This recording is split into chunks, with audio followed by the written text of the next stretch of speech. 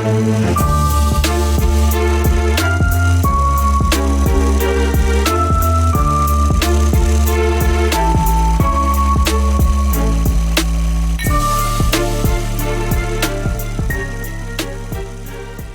there, Beelzebuds, and welcome back to another episode of The Devil's Cut, a podcast about all the things that go bump in the night. Spooky, scary, or spine-tingling, we're here to talk about it. I'm Matt Young, your resident manboy possessed by a devil, and here with me, as always, is the skeleton everyone should want in their closet. Eric Rossi. Another Merry Christmas episode to you, Eric Rossi. Have you gotten any merrier? I haven't gotten any merrier, but I have come to appreciate the vast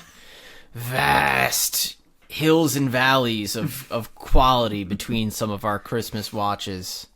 Hey, but that's, you know what, that wasn't just a straight up dunk on Christmas, so I think that little heart's growing. No. I think like a half a size, like a toddler's half a size up. No, definitely not. If anything, what you made me bear witness to today has shrunken it. Hey, it was a like open face sandwich of quality, right? So it was like good with the bad on top, but I couldn't finish the sandwich, so it was no second bread. It was just bad on top, good on bottom. That's fair. That's fair. Yeah. So here we are, listeners. This will be our last Christmas episode. Is this our last Christmas episode? I think so. Are we taking Christmas off? Well, yeah, I think we should. All right, fuck you guys. We're taking Christmas off. I was gonna take it off. I don't know what you were gonna do. But yeah, I think this is our final. Even if it wasn't, I wouldn't know what to do because I don't think I can handle any more new Christmas movies. We could go back to old ones, but we already kind of hit that last year. But yeah, so this is our last one. I know the past two episodes we kind of did like one big movie like for each, but these are the last kind of like scraps of holiday releases that have been coming out lately. They're of varying quality, and I don't think any of them individually warranted like a response from us. It was like, oh, we got to do an episode on it. Mm-hmm. But I think these are still worth considering and putting into people's lists. You know, if they decide after our discussion, you know what, I'm going to add that. Yeah. You know, I think they deserve to be known about. Yes. Their existence should be disseminated. Yeah, so nothing like too crazy that it needed its own, but altogether I think there's enough here that we can have a fun little chat. So the three movies that we're going to be covering are The Sacrifice Game, which is a Shudder original. You can catch it on Shudder. The Night of the Missing, which is a Screambox original or exclusive, so you can go check it out if you want to get another horror streaming service. You go check that out. I'm sure there's lots of good stuff on Screambox. I'm sure there's some really good stuff on there. It's not just like it's kind of like a Shudder wannabe, but like it's got enough of its own stuff that you might want to check it out. And then the third movie is A Creature Was Stirring, which I don't know what that's exclusive to. So, or where you can find it. You keep going, I'll find out. Yeah, I saw there was a Bloody Disgusting article about it that piqued my interest, so I was like, oh, I'll go find it. So I went to Blockbuster and got a copy of it from there. Looks like Apple TV. Ooh, Apple TV. Weird. You know what, though? It's got, that movie's got kind of like the stink of somebody who works with Apple, you know? Yeah. And not like the, you know, at an Apple store, but like, I feel like all the Apple original stuff is very like pretentious. Even if it's good, it's got this kind of like, well, we're Apple. To call this pretentious is like a very interesting stretch. Yeah, I don't know. We'll talk about it more when we get there. But so we're gonna start with The Sacrifice Game, right? Start with some good stuff. Yeah, this was I really liked this one. I saw it before you did, and I brought it to you for, you know, this episode. I was like, I thought it looked interesting. You know, the concept was cool, but like actually seeing like the whole movie, I really liked how it was filmed. I thought it had like a really cool like kind of like old timey like 70s like veneer over it. And I thought all the performances were really good. It's like, there's a lot of couple child actors that the movie kind of hinged on, which, their stuff could be a little touch and go here and there. They're pretty good. But for the most part, I thought they were really pretty good. And you got like a bunch of crazy like Manson cult-esque people who were doing a real fun job. So yeah, this is a Shudder original. It's called Sacrifice Game. It was written by Jen Wexler and Sean Redlitz. And it was also directed by Jen Wexler, so she wrote and directed it. She is known for, I think it was also a Shudder original, The Ranger. Yeah. That was a Shudder exclusive. Shudder exclusive. Yeah. I don't remember much of it. I remember I watched it and I thought it was fun. It was good. I don't really have enough to say like, oh, well, she's clearly, got it going for a good run directorially. But I would say so. I think this is clearly a level up from The Ranger. From what I remember, yeah, it felt like a... and The Ranger was okay. I think stylistically, from what I remember, this movie, like, way better. Yeah. What I like about this movie is that it doesn't waste a whole lot of time. It's like the very first shot right out the gate, you see, like, this group of people doing a Christmas home invasion and, like, sacrificing this dude. And it's a really cool one shot, too, like, one take. You kind of, like, do this whole... The camera follows, like, the killers like into the house, and then it like pans around like past the windows, and you see like all the different like little vignettes of the violence like happening as the camera just pan all the way to the back. It's like a really cool. It impressed me. I was like, oh, and they got some star power. Yeah. So can you feel it? So yeah, it's starring Mena Massoud, who the only thing I know him from is that he was Aladdin in the live-action Aladdin movie, and he was pretty good in that. Really good in this. Yeah. Not the same character at all. No, surprisingly, Aladdin is very different. This guy didn't have a flying carpet. Olivia Scott Welch, who is she's one of the main characters of the Fear Street trilogy from Netflix. She was pretty good in that, and I thought she did a great job in this one too. Chloe Levine, who I just know she plays the teacher. And she's just from a bunch of stuff, but like nothing that made me go like, oh yeah, that show. Like, that's where she stood out. Yeah, I've just kind of like seen her, but she was also really good. Madison Baines and Georgia Aiken are the two younger girls, the main characters, school kids. Yeah, and they don't really have any credits either. This is like the one who played the like emo girl, Clara. Mm-hmm. Yeah, Georgia Aiken. This is like her second time ever being in front of a camera. Good for her. Yeah, I thought she did a really good job. And so basically, yeah, the like plot of this one is a group of like teenage or young adult like spree killers are like out and about, murdering people and sacrificing them for some sort of demon. Yeah, that they're very loosey-goosey about. They're tracking down specific people who seem to have these, like, weird scarification, like, markings on them. Yeah. And they're, like, chopping them off to, like, put the skin together in this gross, like, skin puzzle that will help them summon some demon. Yeah, Jigsaw was going to bring his pieces over later, and then... yeah, so it's about this cult. They're, like, rampaging through the states. It's, like, it's the 70s, like I said earlier, so it's got like a really cool like sheen over everything, and all the like costumes and stuff really good. But yeah, so this movie opens with them, but then the movie's really about this young girl who is at a boarding school who has to stay through Christmas because her dad's not coming to get her.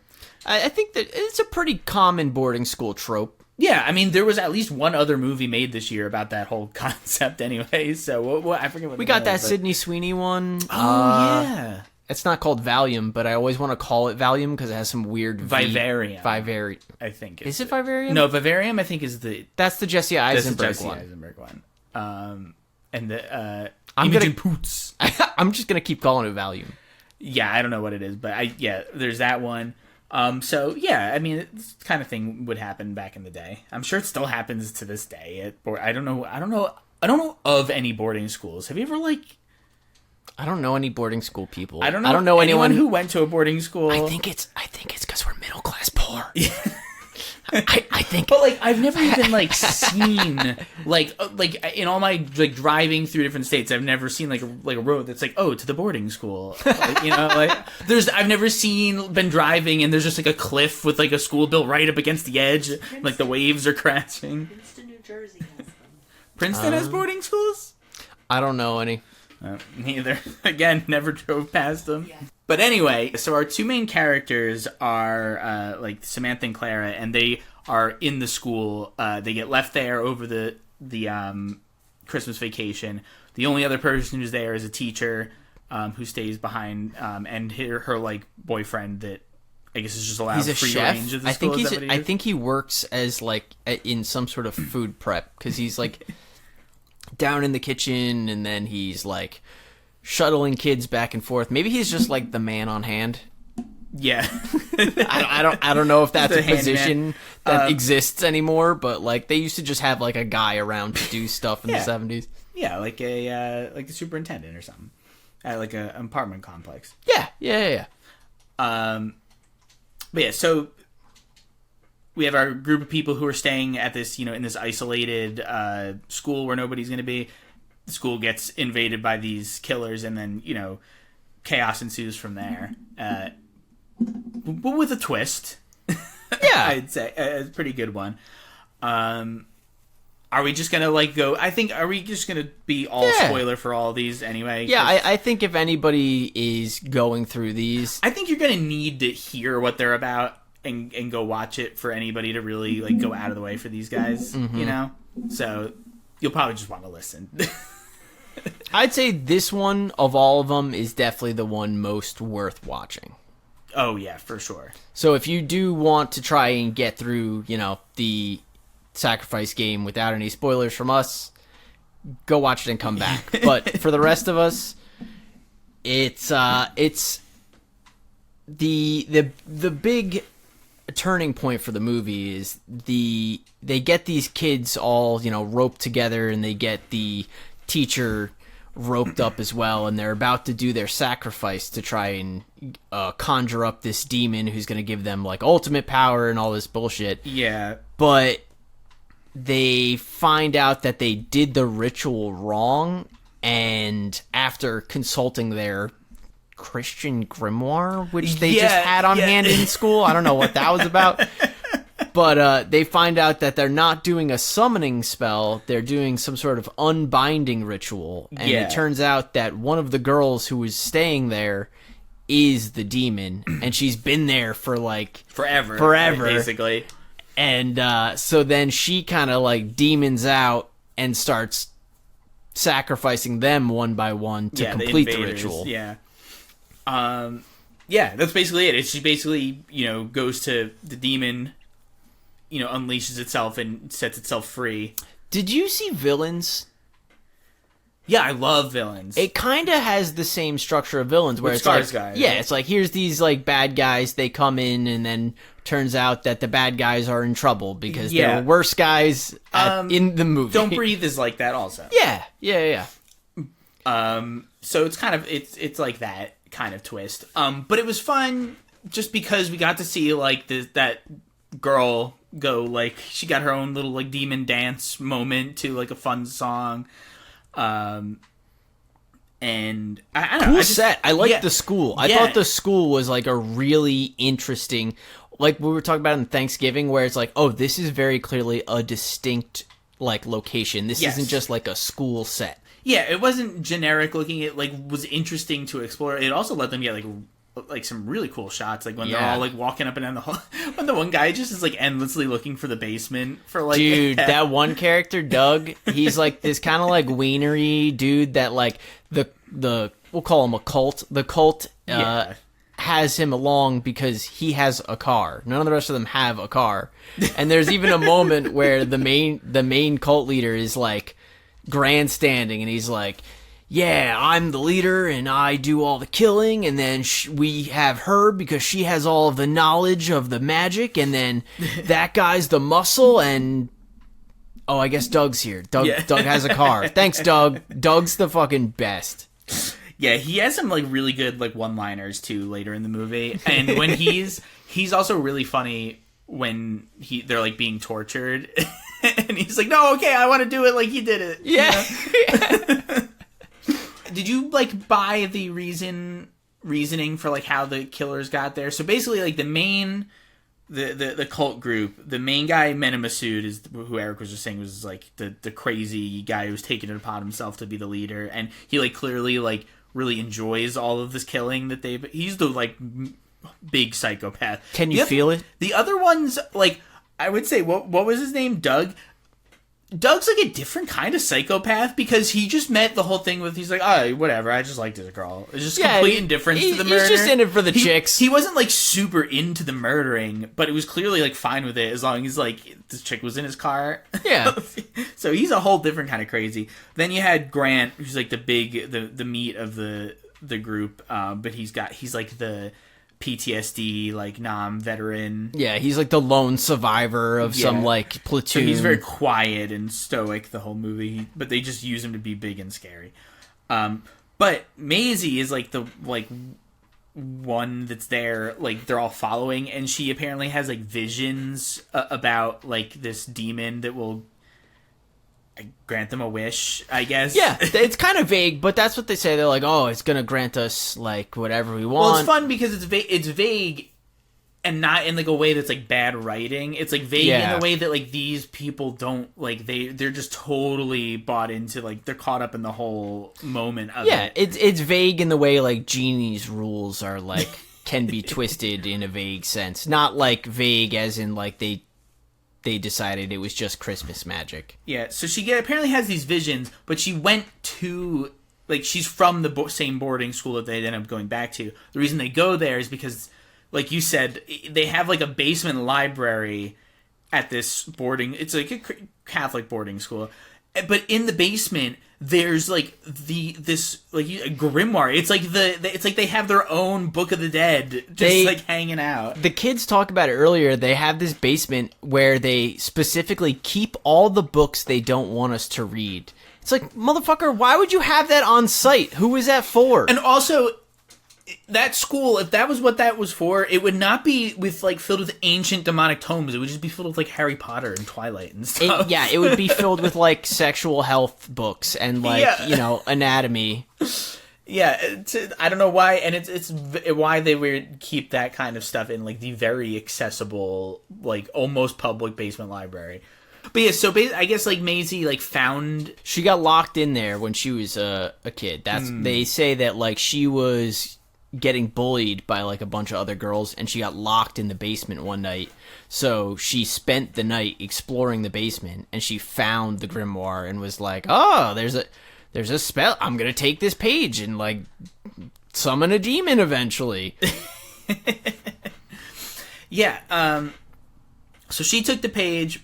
Yeah, it's so weird that like it comes back later in the movie. She's like, "Oh, I didn't get the whole thing." And it's like, well, no shit. No shit. How did you not already know that you didn't get the whole thing? You got one page out of a 300-page fucking book. They just based their entire lives, like, staked, like, everything. Because they've murdered people. Everyone knows who they are, and they've murdered so many people. And they did all of it on the whim of, like, oh, we have part of, like, some summoning spell. Like, for her to be like, yeah, this is all I need. They were bored, man. They didn't have a whole lot on TV. TV was just starting to get good. You know. Yeah, but there was also there wasn't anything like, there's no long form dramas, right? We didn't have a Breaking Bads to like binge, No.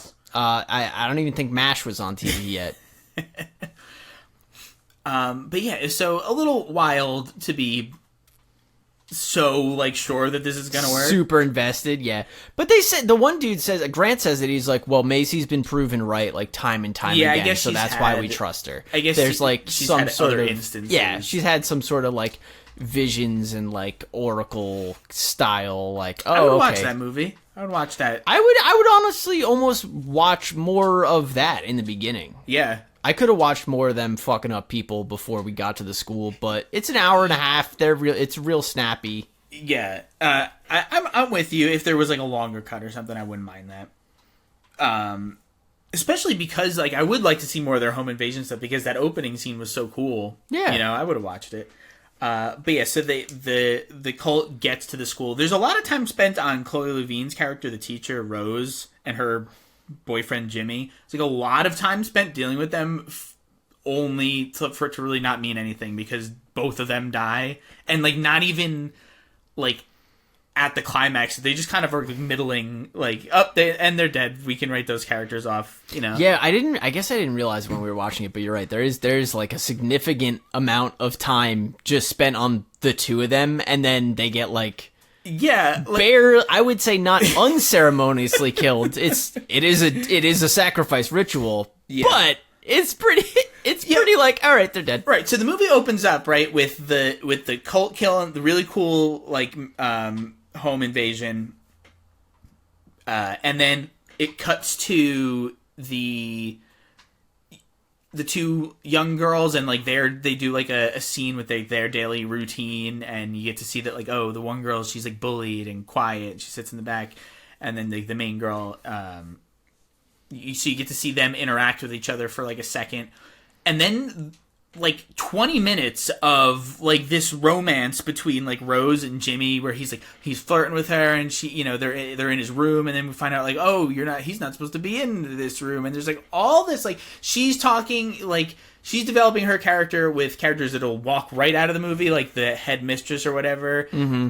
And like then there's like this through line of, we cut to like Jimmy like in a different place, and he's like got a ring, and he's gonna propose. So there's like all of this like development, and they just like bite it. Like honestly, I was not disappointed though, because I would have much rather like stuck with that and like been invested with them who then get killed than have to sit around and watch like teenage girl cry about her like family issues, and that's why she has to stay to school for the holidays. Yeah, so the emo girl, there's the emo girl Clara, right? We get a lot of focus on her at the beginning because she has like all these like mysterious, she's like cutting herself, right? And she has all these like, she walks in on Clara cutting herself in the bathroom, but like the scars she has on her arms that we're supposed to then associate with self-harm, they look like she's been whipped repeatedly. They don't look like self-harm scars. Like they look like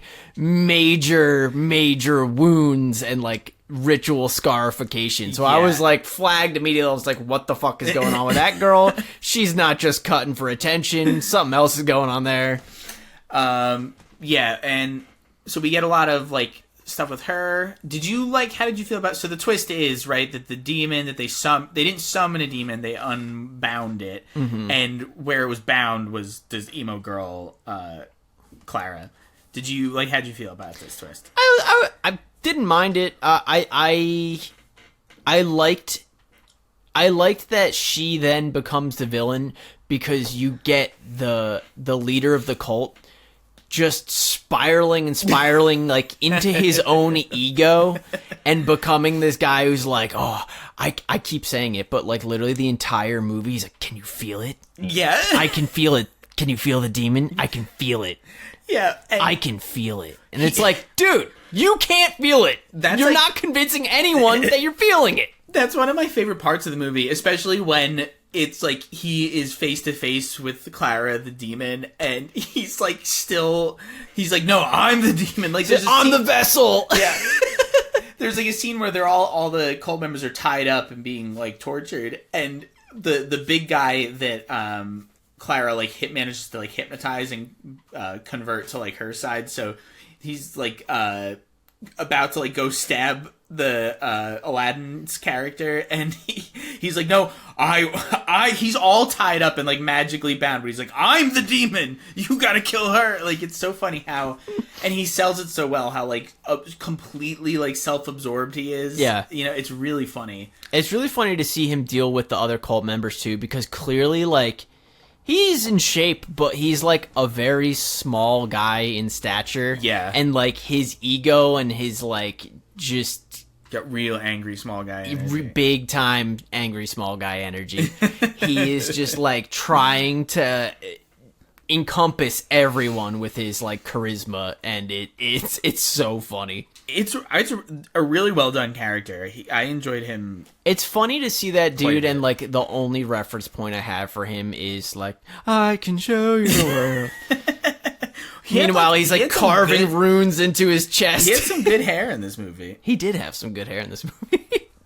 I liked her performance, Georgia Aiken as the demon. She was. I thought it was like a fun like transition because most of the movie she's like a very timid, quiet character. She like doesn't really say anything. But then once she like gets let loose, like she like gets to that actress gets to do a complete 180 and like do like go nutso. She's very like she's one of.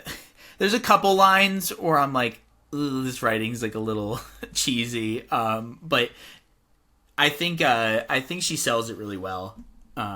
Dialogue aside, I think they brought like a pretty decent like tone to it. What I liked is that like they didn't turn her into Reagan, which I like. There wasn't too much like, you know, overlaying like effects and like fucked up demon face and shit like that. None of that, really. None of it. Which was nice. Yeah, she was doing a little bit of flying around on a rig, which was kind of funny. Only but for like one quick like second, though. For the most part, it was pretty good. There is like, it made me realize like how much of a difference there is between like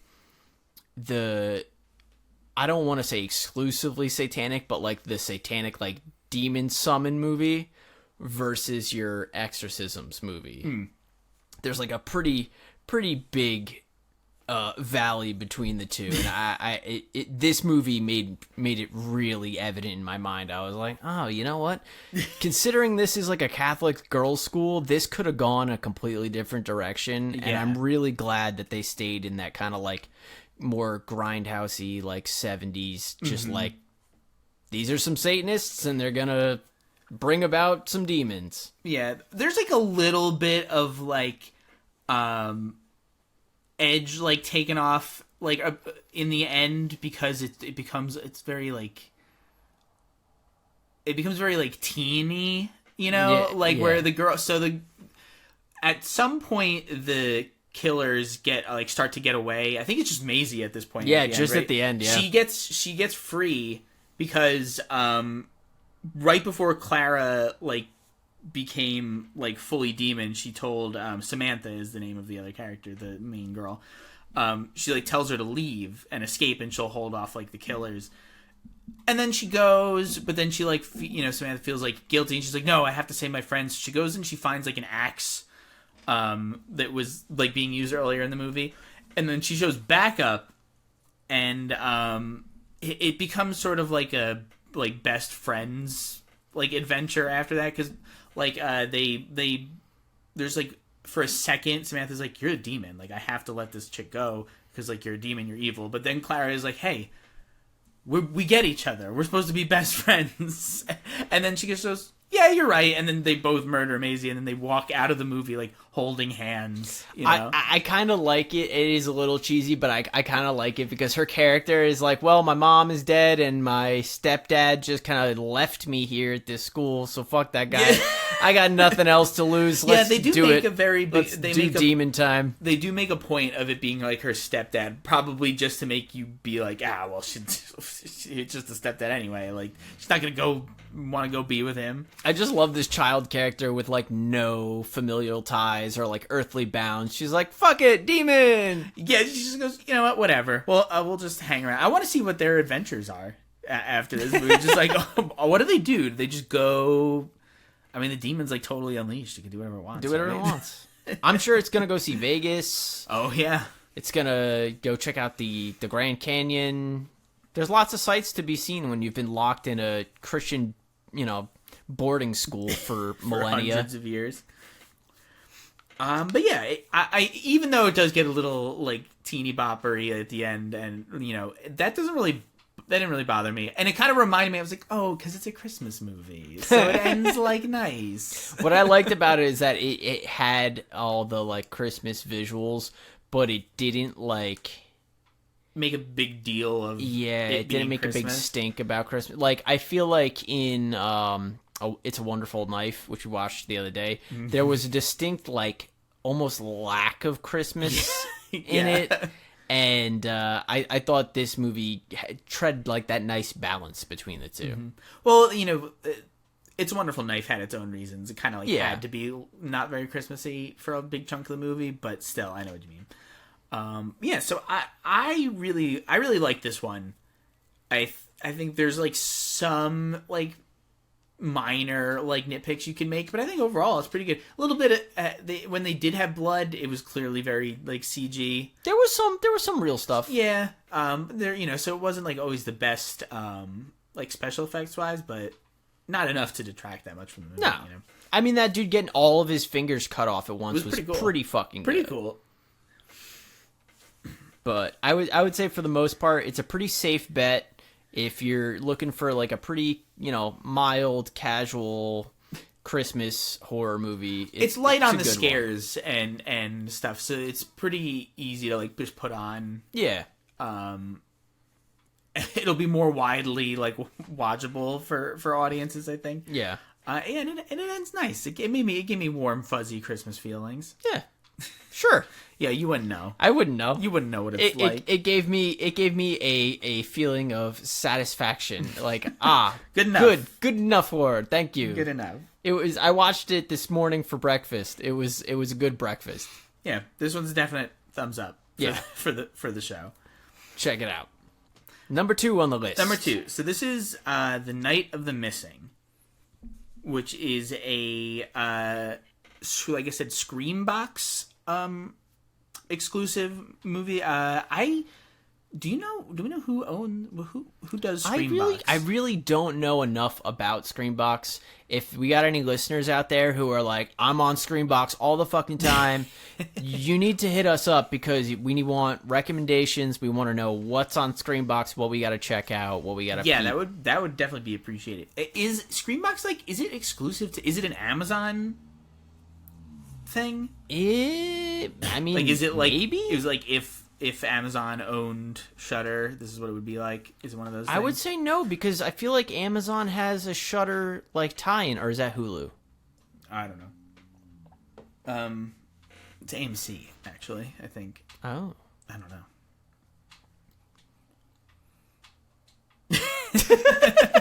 Now I don't know. Anyway, so this is Night of the Missing. It's only 73 minutes. really? Yeah, it's a short one. This is a horror anthology film. It's written and directed by Samuel Gonzalez Jr., among other writers for the different shorts. Mm-hmm.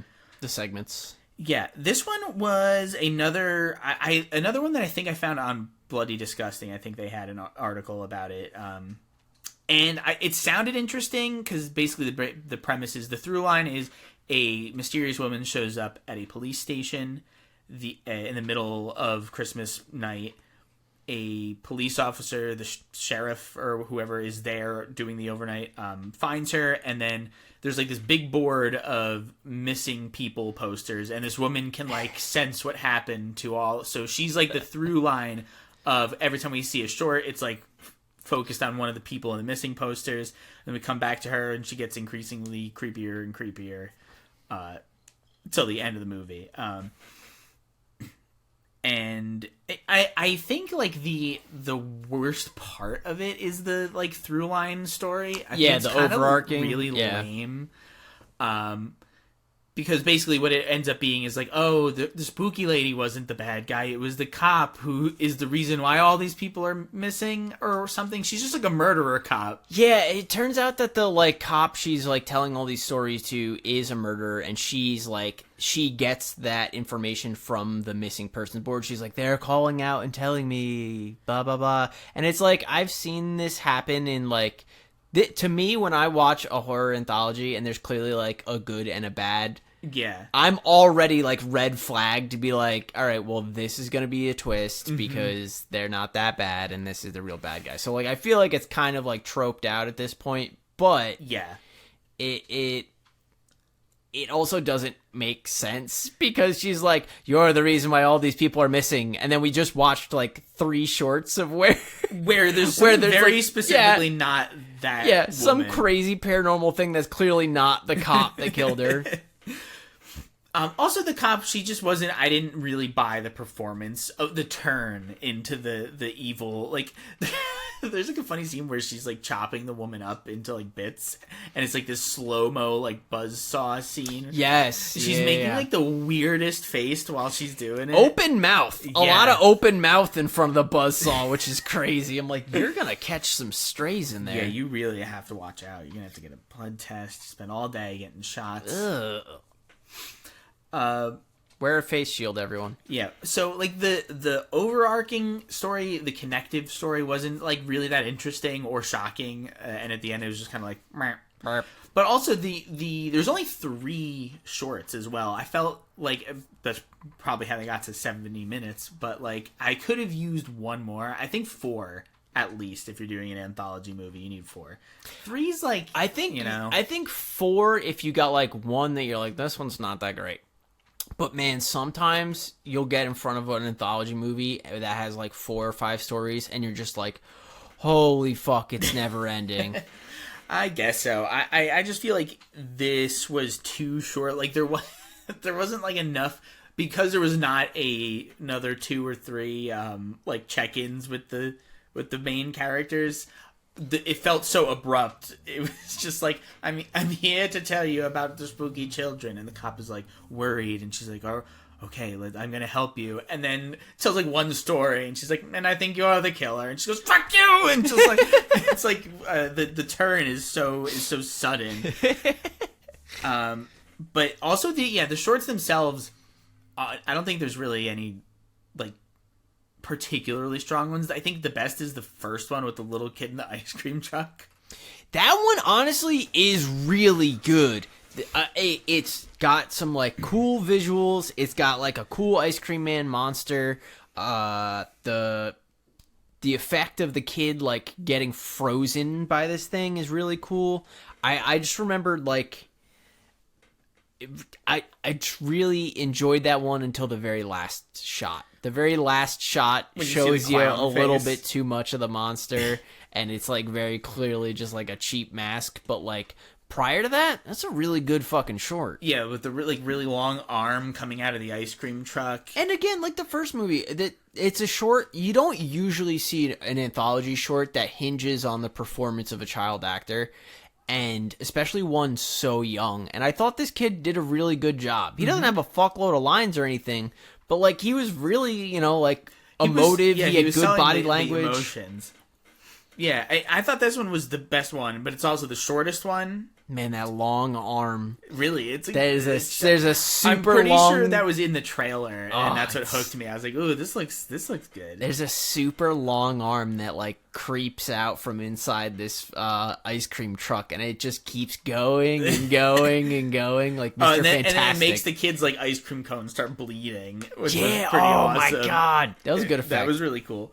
But then the one after that is the short after that is the babysitter, or the girl who's home alone, and she's just like kicking it around the house like the entire time until like occasionally she's interrupted by like a spooky ghost that shows up in like her doorway. But then like this one is too long, I think, because there's a lot of like there's a whole like sex hotline like interlude thing that didn't really mean anything. Yeah, okay. So like this is the portion of the movie where I disassociated, because like nothing was like hooking me in there, but now that you mention it, it is starting to flood back to me. Yeah, so she's like doing some sort of like phone sex work, and she's like in this like weird abandoned house. And then is this the one with all of the other like little people where she like goes? No, that's a different one. This is a different one.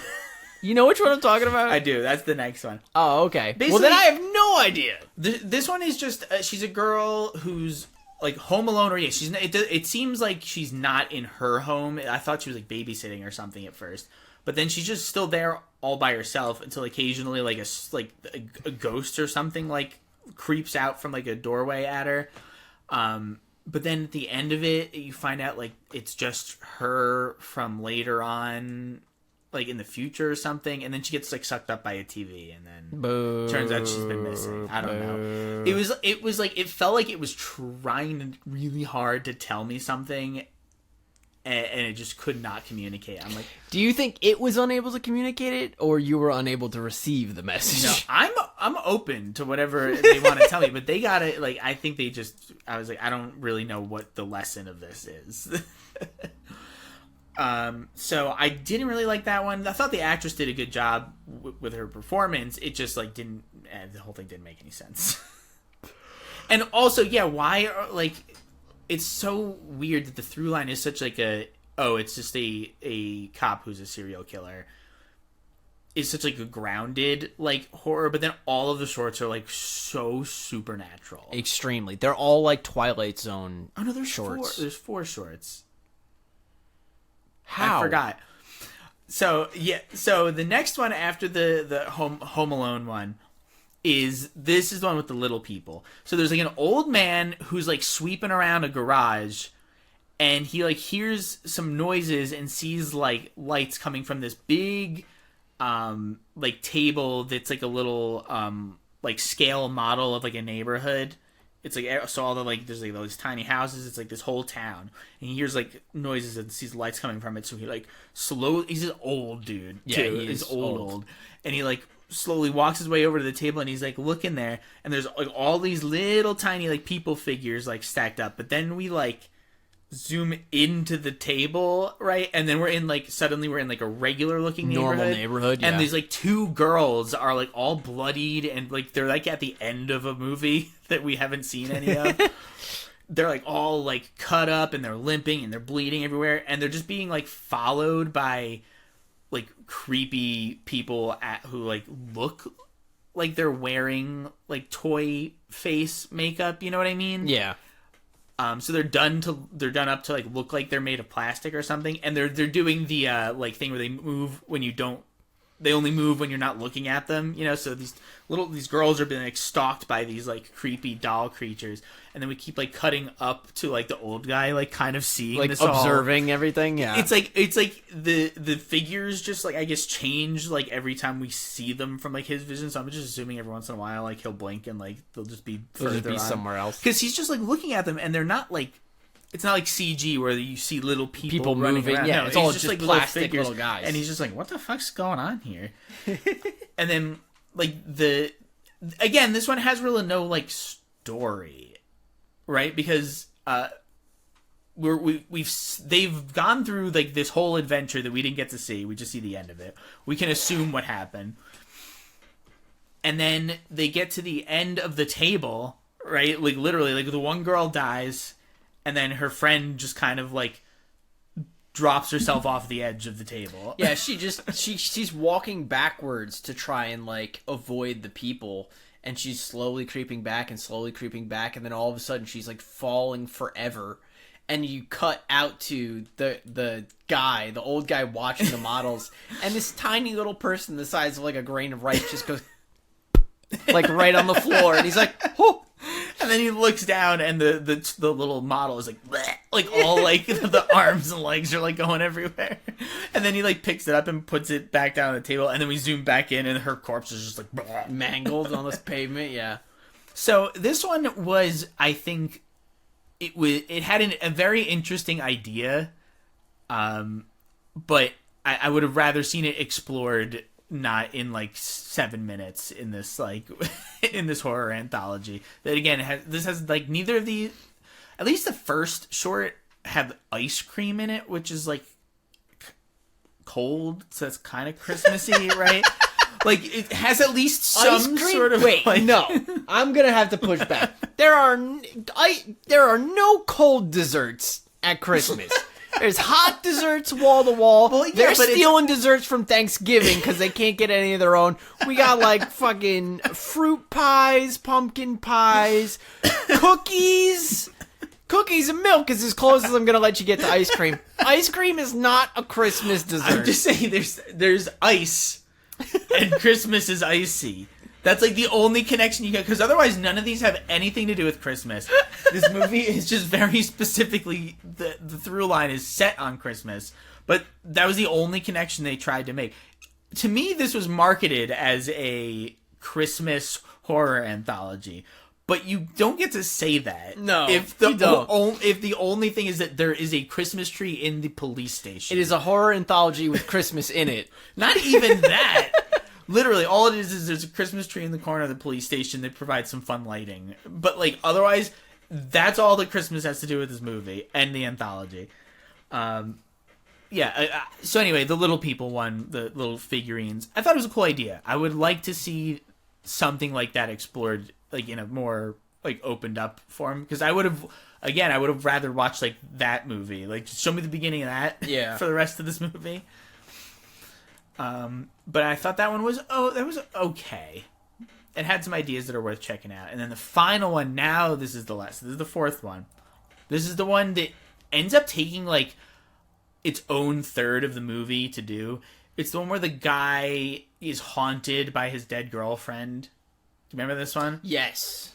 So the movie's it's this guy and this girl, and they're in this like shitty apartment, and the guy swears that he's going to do whatever it takes to get them a better life. And so it cuts to like his idea was like steal a lot of drugs from drug dealers, and then I guess he's then going to sell it. But before he can do that, the drug dealers find him, break into their house, kill his girlfriend, and then I guess say like, get us our money back. They pretty much tell him like, hey, you stole all this drugs from us. You should probably not do that. How are you going to get us our money back? He's like, I promise I'm going to get it back to you next week. He's like, cool. You're going to have it? All right, great. Thanks. By the way, bang, your girlfriend's dead.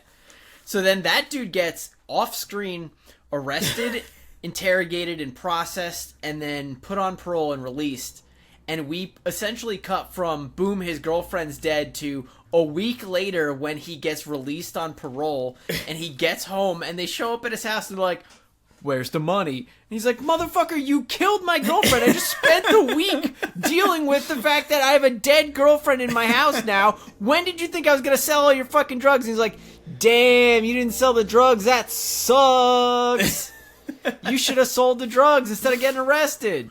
It's so crazy that jump to like we skip all of these, like, oh, and I'm back from jail. I feel like that short is like when you just like put on like Breaking Bad and fall asleep, and then you're just waking up at like certain scenes, and you're like, wait, what happened? How did we get here? Why are they in the yellow now? Yeah. Yeah, it is kind of like that.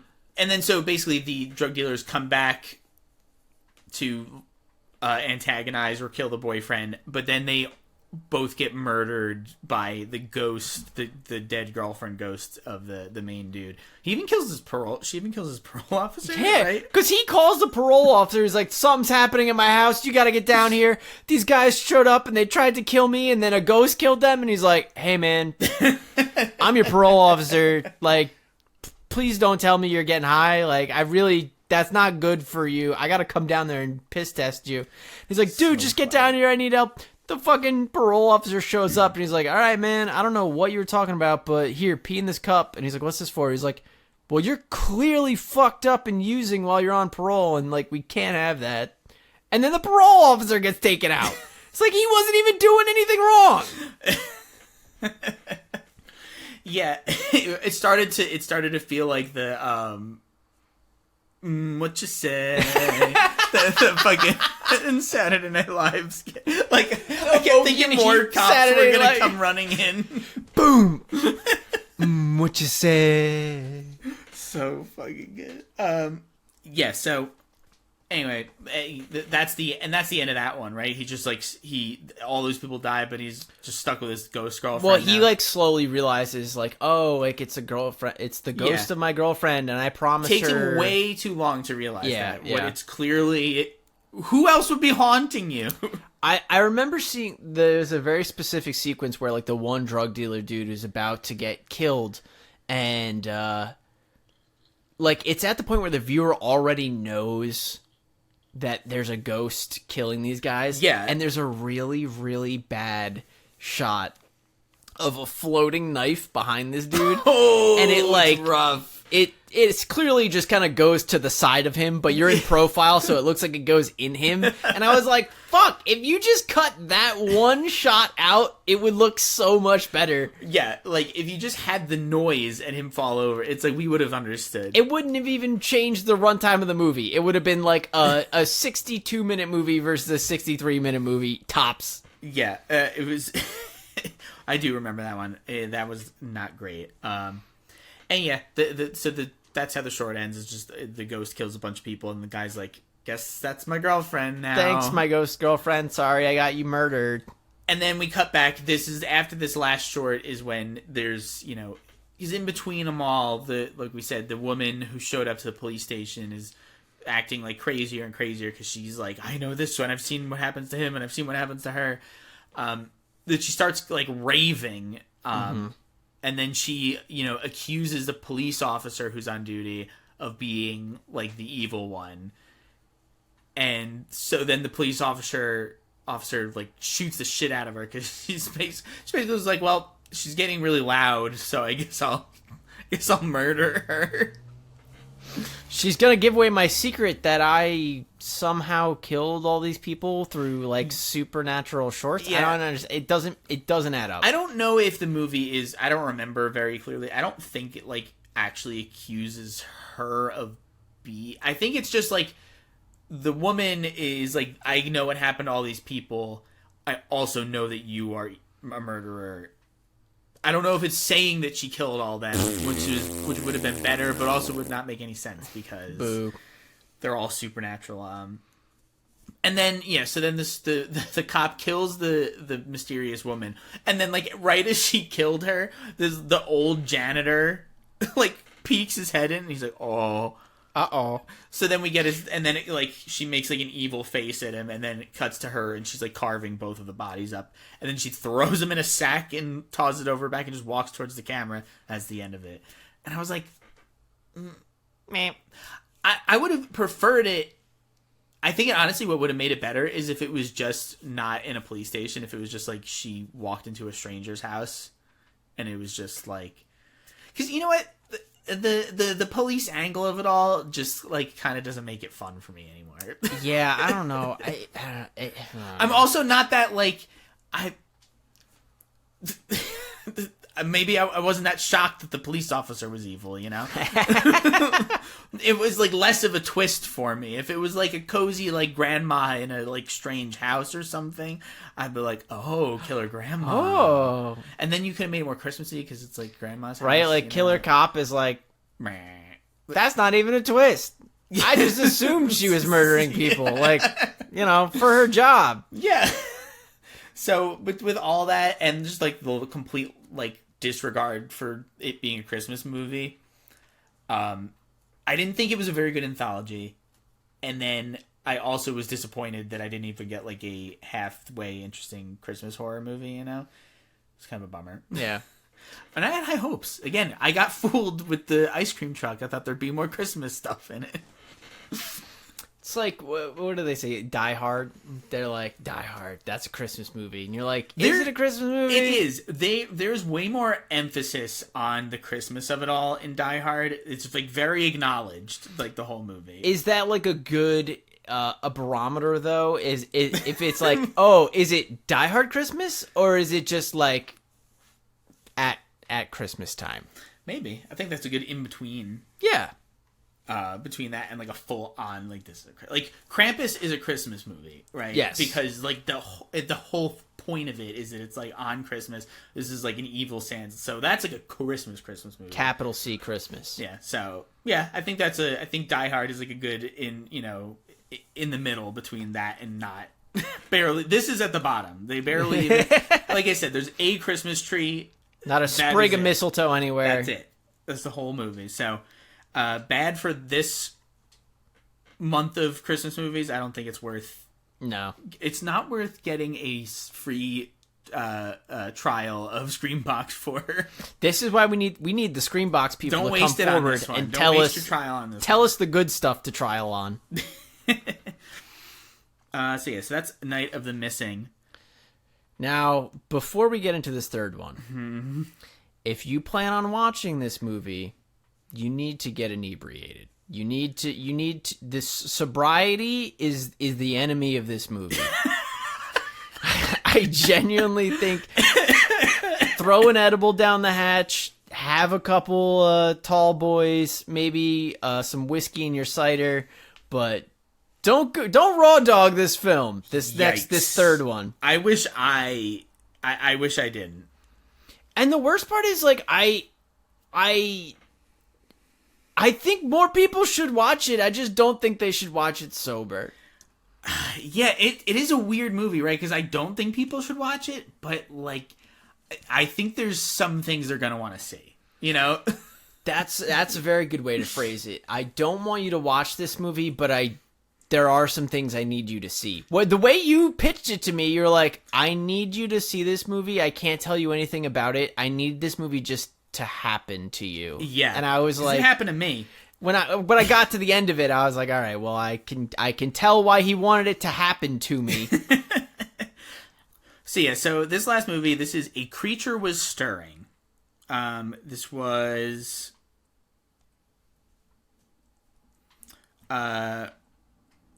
directed by Damien Levesque, and it just says there's one writer. It says Shannon Wells is the writer of the movie. She's apparently known for this. Shannon Wells. Mm-hmm. She's going on my list of names to know for doing things.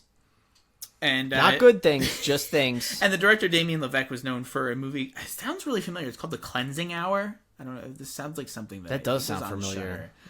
I'm not familiar with it. It just I think I've seen it bopping around on Shudder or something. The cast is actually interesting because it's got what's her face, Chrissy Metz. She's from that This Is Us show. We did see the Cleansing Hours, that one where they did the exorcism on like a YouTube live stream. Oh, we like that movie. That one's awesome. That is a good movie. That one's awesome. This movie's not that awesome. Not as awesome as that one. Not even close as awesome. But yeah, so Chrissy Metz is the main character of this movie. You would know her from, she's like in that really big show. Your mom knows who she is. Yeah. And I'm the capital you're. Yeah, like you're the public's moms. All of your moms knows who she is. What is the This Is Us, that show is that It's just like, we want you to be sad for 45 minutes. Hey, have you considered crying for 45 minutes? Here's the show for you. Guess what? Next week we got crying. And the week after that, crying. A lot of tissue ads in between. Oh, yeah. It's also got Connor Paolo, Scout Taylor Compton, and I don't know her from anything, but the daughter in this movie is played by Annalise Basso, and I thought she was actually pretty good. Honestly, I thought she was the best performer of all of them. So this is a weird movie. I saw a trailer for it that was very misleading. Okay. Yeah. Because again, this one is bottom Christmas time. Like, there are just Christmas lights up. But other than that, yes, that's pretty much it. The setting is Christmas. The story is divorced from that. Very divorced. And the movie is called A Creature Was Stirring. So it Christmas title. Yeah, it's a Christmas title that they were like, we got them in. They're here they caught us specifically, like hook, line. Do you think they had their premise and then they were like, how can we capitalize on a release time frame? Had to be like, wait, what if we reverse engineer this script and make it a Christmas movie? Yeah, I don't even think they did the reverse end. I think they were just like, we'll add Christmas lights to the setting and and we'll just give it a Christmas name and people will think that's what they're getting into. Because this is not a Christmas movie. So it's about a mother and a daughter who are blizzarded into their very nice house. I'm gonna flag blizzarded in, snowed in, but there's a blizzard. It's not it's still happening. There's like a crazy blizzard. They're stuck in their house. It's like a really big, nice house for just a single mom nurse. Yeah, like nurses notoriously underpaid. in our country. Yeah. She's got a gorgeous sprawling house. It's huge. I don't know what they're in like Kentucky, aren't they? That might bring some things to light. Either that or just the main character is from. There's Kentucky mentioned at some point. Oh no, I remember why she has a nice house. She's a nurse and she used to be working on a hospice case for like 2 years, and the lady croaked, and when the will came up, she got the house in the will. She just willed her that house. That's how I completely forgot about that. I watched it twice and I missed that. I missed that part. Again, weird. There's a lot of weird characterizations that like don't need to be like. There's a lot of stuff that doesn't need to be brought up that gets brought up. Yeah. So mother and daughter are stuck in this house. The daughter seems to have like some sort of mysterious illness that the mom needs to like keep her. We find out she needs to be kept at a certain temperature. She's constantly monitoring her temperature to keep her in this range of like 2 degrees. It's like somewhere around like 102 and 105. Yeah, so there's a lot of rectal thermometer in this movie. It's more accurate, that's what they say. It's more accurate. That's what we learned, apparently. It's a good internal temp indicator. And then so we get a lot of like weird scenes between them, like trying to sort of like, you know, leave a trail of mystery to what they're like never like explicit on what is wrong with her. She's not like a sickly like laying in bed kid. Fine. She's a visually totally normal like person, but they have like all of these like locks and stuff on her door, and they're like clearly like set into a very specific routine of like monitoring it. Mm-hmm. And that's when we get like the title sequence, because the mom locks the daughter away with like boxing headgear on, and then she just goes like nuts flopping around her bedroom, which has like one of those like prison like grate slats like, on the fucking, that, like, you know, the peephole on the door. Yeah. And it's not even the whole door. It's just like a piece of like wood that they got that's like you can still see above it, but it's still got the little built-in slat. It was very funny. And then yeah, the opening credits happen, and it's like I forget what there's like a crazy like creepy version of a old Christmas song played, you know, over the whole thing, and all throughout the opening credits you see like notes, and like it's like a big chalkboard, and there's like all this like theoretical science going on. Yeah, we're kind of like floating around some big like Pepe Sylvia style like string and tack board of like weird medical science and like it says weird... like, you know, it's got like the safe zone, this many degrees to this many degrees, like temperature wise, and then but then you got other things where it's just like mutant ? Like genomes. You know? We brush over like a fucking open dictionary, and it's like open to the page mutant, and we like scroll down like the definition of like mutant, mutation, mutant gene, mutagen. Yeah. Like, all right, something's happening. Yeah, you're like, okay, so this is like a creature movie. That's what I was hoping, and I guess it is. It definitely is. But it's more of like a Babadookian creature movie. Because like the creature in this is not like actually really a creature, right? So it's like a thing where it's so not going to feel as good. It's so hard to say. But yeah, so you're pretty sure like some sort of weird creature thing is happening, because you also scroll past like an open like storybook that has a bunch of little people in a like house being like menaced by a huge porcupine cartoon. Like it looks like that's right, porcupine. You heard it right, porcupine. Yeah, it's very clearly a giant porcupine monster in that drawing, and that's what it is in the movie.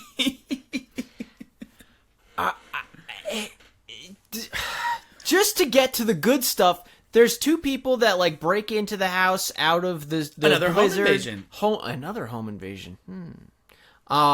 And like unwanted entities in my Christmas. And like they are such a side plot to what's going on with the mother and daughter because the mother is trying to keep these two now home invaders who she's been like, all right, well, like clearly it's a blizzard. You can stay here for the night, but you got to be gone in the morning. Leave my daughter alone. She's sick and she's got a condition. Yeah. So now these two people are trying to figure out like what the fuck is going on because it seems like you're holding your daughter captive. Yeah. All the while, the mom is still trying to monitor the daughter from turning into a gigantic, like 8-foot porcupine Person? monster. It looks like something out of like Psycho Gorman. It's very like Saban, like Creature of the Week looking. Like it looks like they just found like a rejected Power Ranger villain costume and then used it for this movie. Yes.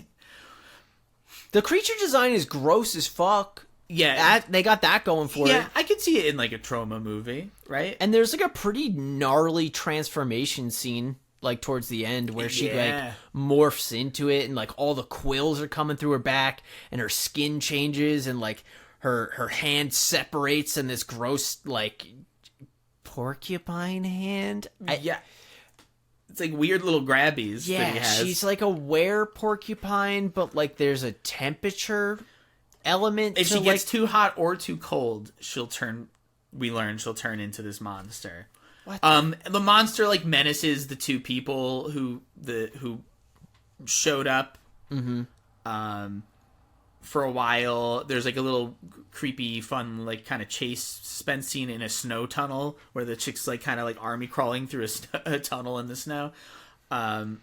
We get a lot of background on the mom being like a piece of shit when she was younger. She used to be like a party girl. She's like really into like we find out like pretty into a crazy kind of drug doing.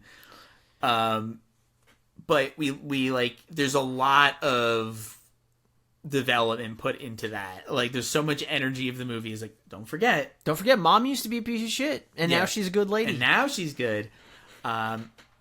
Eventually the two people who are like religious, they're like missionaries or something. To call them missionaries is weird. Because the one guy is pretty like outspoken. He's like, yeah, I'm kind of like a lapsed like Catholic. I'm really bad at like being a Christian. But the other girl, the girl that's with him is like who's his sister. Is that what it is? Yeah, they're brother and sister. Oh, she's so devout to the point where she has like Jesus crucified and then like the three other guys like on the mount like tattooed in this huge mural on her back, and she's like really into like, oh, like we can't turn our back on this girl and leave this creepy weird house. Like clearly something's going on. We have to save this girl. And he's like, why? No, we don't. We can just stay here and leave in the morning. It's totally not our problem or our business. And she has these weird like, the best way I can describe it is when like you see someone whose parents work for like Lockheed Martin, but they're like Burning Man style hippies. She has like Viking white lady dreadlocks that are tie-dyed and like dyed blue and white. It's just not, it's not a good look for white people. But yeah, so eventually the brother and sister, they decide they're going to like stop the mother from, they think she's harming the daughter, so they like knock her out and they like tie her up to the it's like a swivel chair. Yeah, a little swivel chair that's in the upstairs, and then they wake her up and they question her about like what she's doing, and then like the movie just kind of like spirals from here because I'm like at this point I'm like, what is this movie about? Because like they try to leave and then she doesn't want them to leave, but then she like wants them out, but then she asks them to stay again. She's got issues. Yeah. But eventually the sister leaves, just goes like knocks out the window and leaves, and then the brother is like who starts to look for the daughter so he can go save her. Mm-hmm. And then he gets like quilled by the porcupine. He has like a conversation with the porcupine monster who has like a very gentlemanly voice. But then after their conversation is over, he like quills the shit out of him. The quills are actually kind of cool because they like are huge. Yeah, like, they're like porcupine 5 quills. feet long. They're huge. So this guy gets impaled by like a bunch of quills, like rips them all out, and then goes on a quick little chase until he finds the mom again in like the living room. Right, he falls over and then dies. Well, he falls over, and they're having a brief moment of like, I don't want to call it intimacy, but they're having a brief relating moment where like they're holding hands and they're like, shit's fucked up out there, huh? And she's like, yeah. And then the fucking porcupine monster launches into the air and spins around like Sonic the Hedgehog before crashing down onto this man's chest and fucking exploding him all over the room with its quills. It's actually really good. This is like the only part of the movie that really got me. It's pretty I was good. Like, this is awesome. I remember like I watching it, jaw dropped, and I just turned to look at you. I was like, what the fuck? Yeah. I actually do, you know what? I do like the design of the monster because again, it's very like Trauma, but in like I think in a good way. It looks really stupid, but that's why I like it. Yeah. And it has like a monstrous face, right? But then it also has like a human face on the top of its head. It's like a Devilman like villain. Yeah. Where it's like, clearly this used to be a person, but now it's been like morphed into a disgusting like nightmare. It was creature. I thought it was pretty cool. But also, yes, he does a lot of like Sonic rolling around the movie. There's He'll just curl so up into a ball much. and just go whoop, whoop, whoop, whoop, whoop, you know? And besides Sonic the Hedgehog making an appearance, there is like a legally questionable amount of Green Lantern being referenced in this movie. And I wouldn't even say, I would say called out directly Green Lantern. Like, yeah, oh no, for sure, because the mother's name, the mother in this movie, her name is Faith.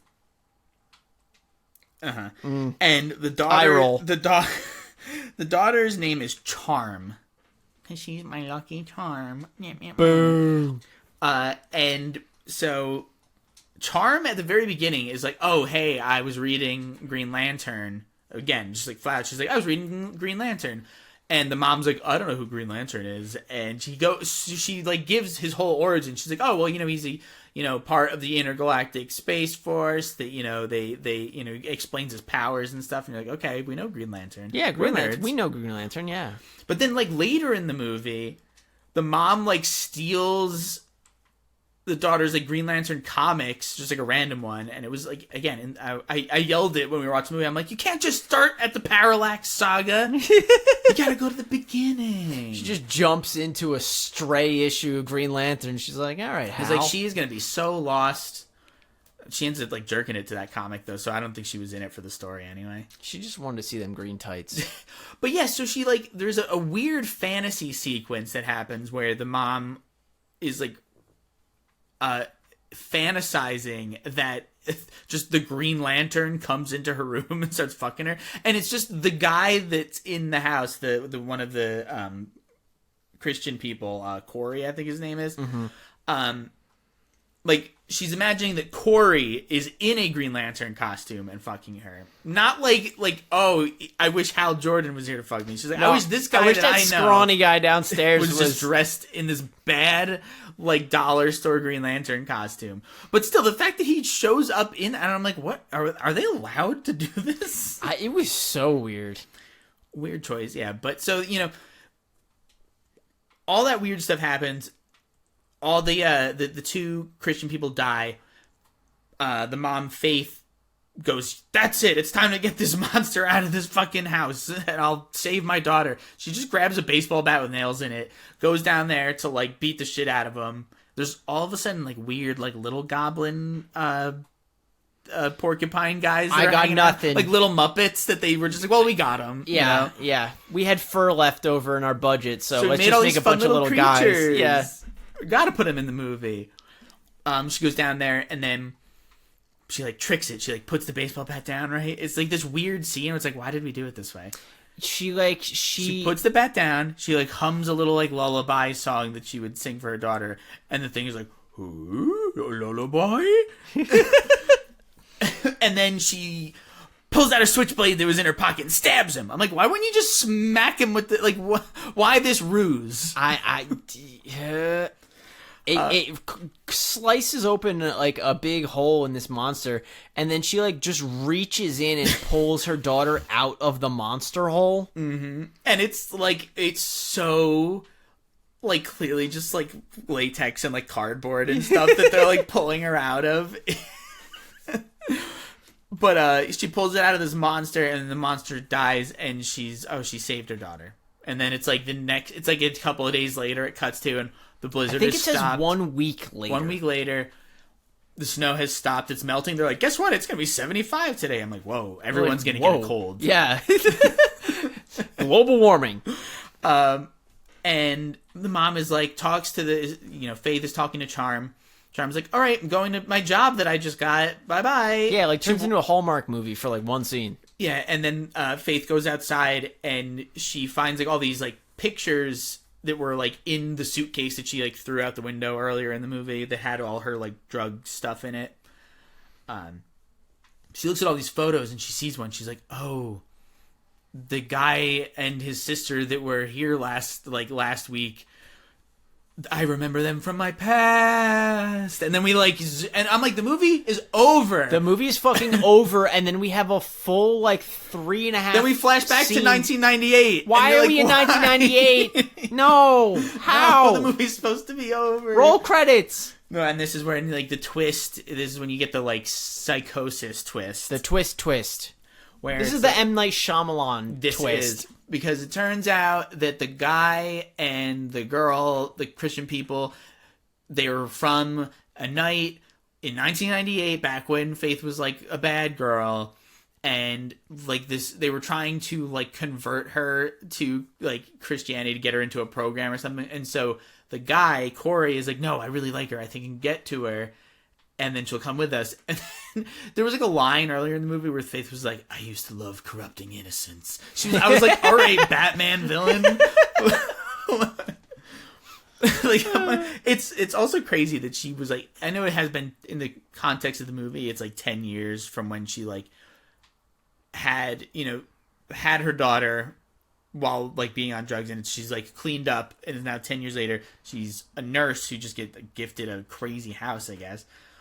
But like the amount of like character like development she had to do like to get from there to there, knowing what this character is in the past, it's crazy. Because she comes into the movie, her past self in 1998 in like this insanely huge like leopard print, like just full body leopard print, like dress. It was a different time. It was wild. And she's like clearly, I think this is like the ultimate example of like people like just going, this is what I think these types of people are like, Yes. They've never experienced what like a drug den is like, but they're like, it's probably like this. This is probably what a drug den in the 90s looked like. Yeah, for sure. Yeah, it's like so clearly not, like it's so over the top, it is jarring. There was no empty Pringle cans laying around, so it's not authentic.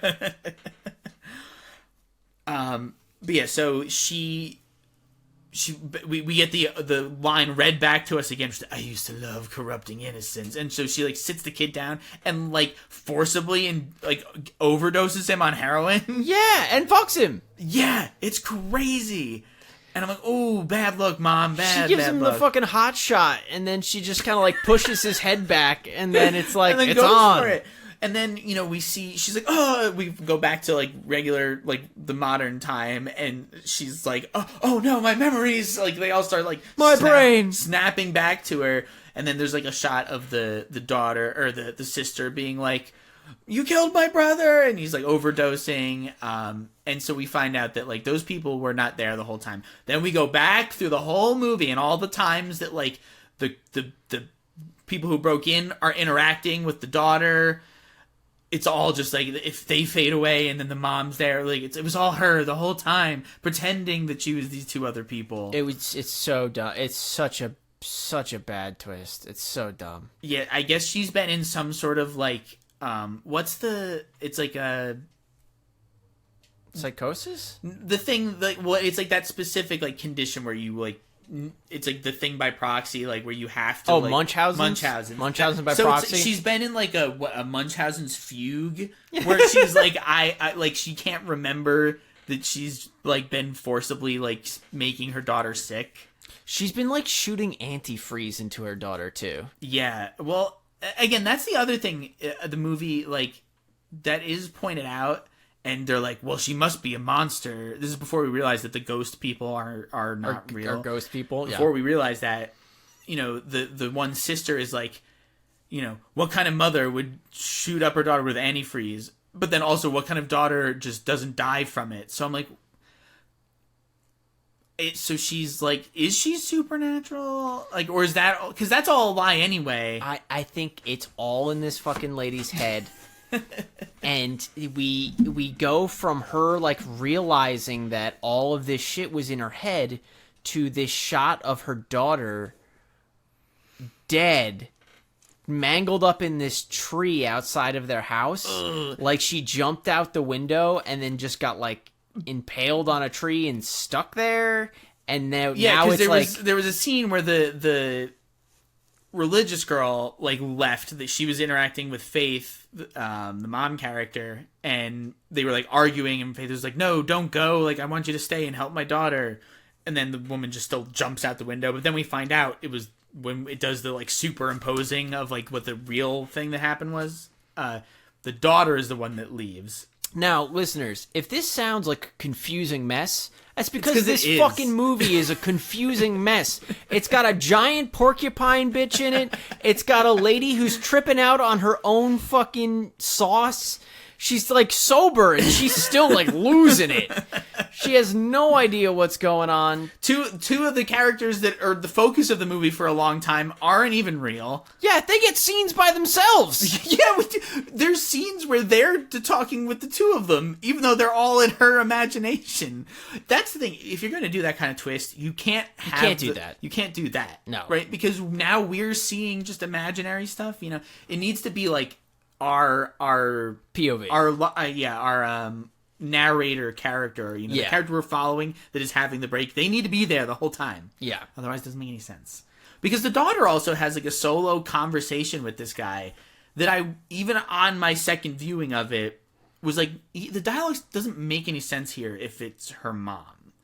Well, because she was just imagining both sides of the conversation. Oh, which is just like, all right, like, at least in Fight Club, they're like, all right, well, he's here for all these conversations. Yeah, it needs that kind of attention. We didn't give it. Yeah, I didn't even put it together that they had scenes by themselves, even though they weren't real characters. Now, like we said, this movie is bad, and it's not Christmas related. It's bad. It's the only, again, like the second one, the only Christmas connection is a loose connection out of the title, and then there are Christmas lights and Christmas trees and there's snow.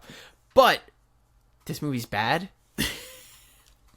You shouldn't watch it, but you should see it. You should see what happens in it. Because the movie really is all over the place. There's like a lot of like crazy decisions that just got made and nobody thought to check it at all. This is the perfect movie for decorating your tree because you can be focused on a completely separate task and come back and look at the movie and be like, oh, I don't know what's going on. Guess what? You missed fuck all nothing. There's also really uneven performances. Like, and then like sometimes the tone and like content of like the characters gets so dark that the goofiness of the like Sonic the Hedgehog that's rolling around this movie is like, it makes it kind of feel like depressing, and it's like it's too depressing, it's too goofy to go next to like what is probably a lot of people's like real stories. It's clearly trying to say something about addiction. Yeah. But it's like, again, it's not really saying anything very clearly. Here's what it ends up saying about addiction is that bad. Even if you get clean, you'll be fucking crazy and you'll torture your daughter. It's like super weird. Yeah, you know what? Euphoria said it better. So, it's kind of hard. I know they were pulling the big guns out because they got the drama lady, right? Mm-hmm. They thought they were going to They're like, oh, we got some star power. She's going to bring the tear jerking. Yeah, but I don't think it quite gets there. I don't think it's her fault. No, I don't think it's anyone in particular's fault. Good thing to say about this movie, it is at least shot interestingly and lit interestingly. Like the house is in like a state of, you know, pandemonium because she's trying to like maintain The early stages of a hoarder house. Yeah, it is. It looks very much like a horror house. But like she's trying to maintain this like internal temperature. So she's got like some lights are on, some lights are off. Some rooms are like just lit by like Christmas lights, and then the other lights are just like weird mood lighting. And it is like cool. Like it's dynamically lit. I think instead of going for all this like twisty turny like gotcha once gotcha twice like kind of storytelling, I would have much preferred if it was just a straight up survival. Like they're stuck in this house, they don't have a lot of food, and they have to keep it a certain temperature or this chick will turn into an actual monster and eat her mom. If it was just that, just those two actors, yeah, I'll watch that movie. Give me some fun monologues. Yeah. You know, and I think it would have been way better. But then instead, again, we get a whole, like, set of characters that, like, come into the movie halfway through, and they're not even real characters. They're all made up in the main character's head. So, like, it's just a big waste of time. They also try to have a very serious conversation about God in this movie and, like, Jesus, which is funny because, like, you have these two, like, people who are trying to, they're like framed as like missionaries, like you said, and there's this scene where they're at the dinner table and she's like talking about God's plan, and the mom like kind of has a bitch fit about it. She's like, God's plan? What do you think, this blizzard is God's plan? Do you think leaving you people out in the cold to starve and almost die is God's plan? Well, yeah, she has the whole thing like God's plan pretty good for me. It gives me an out. I can do whatever I want because if I kick you out and you die, you know, that's just God's plan. It's not my fault. Yeah. She has this big, like, fucking speech about being a nurse, and she's like, we try to keep the people alive by acting, and you try to, you know, save the people in death by, you know, building pine boxes. Yeah, it comes kind of out of nowhere. It's like suddenly a very dramatic, like, and now we're going to lecture you, viewer, you know?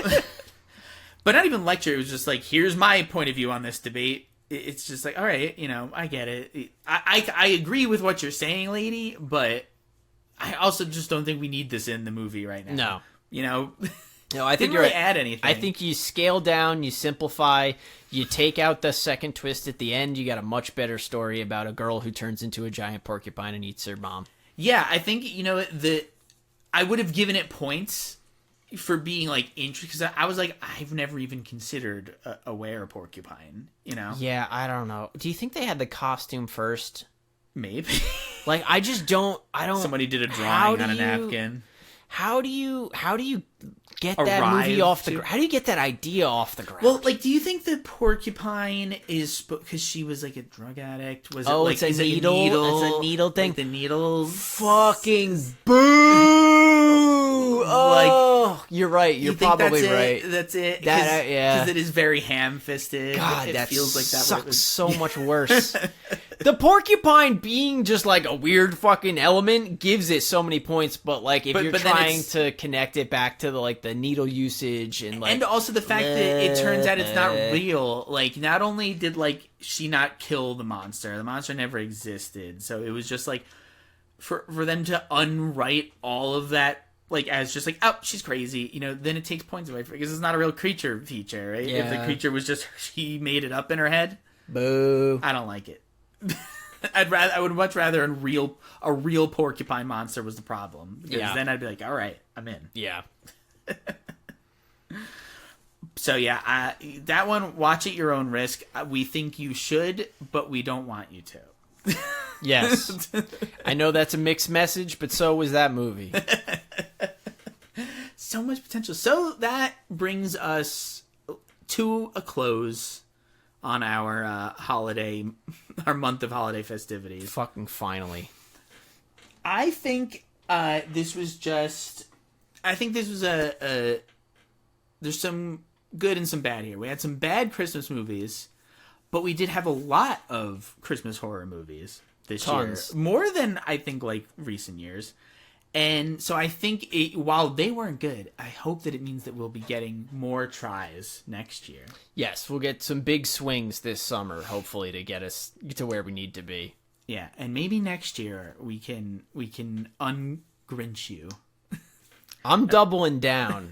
I think I'm gonna get a fucking Scrooge nighty hat and long gown, and I'm gonna get I'm gonna get a candlestick holder. Gonna get a candlestick holder and probably some undigested beef.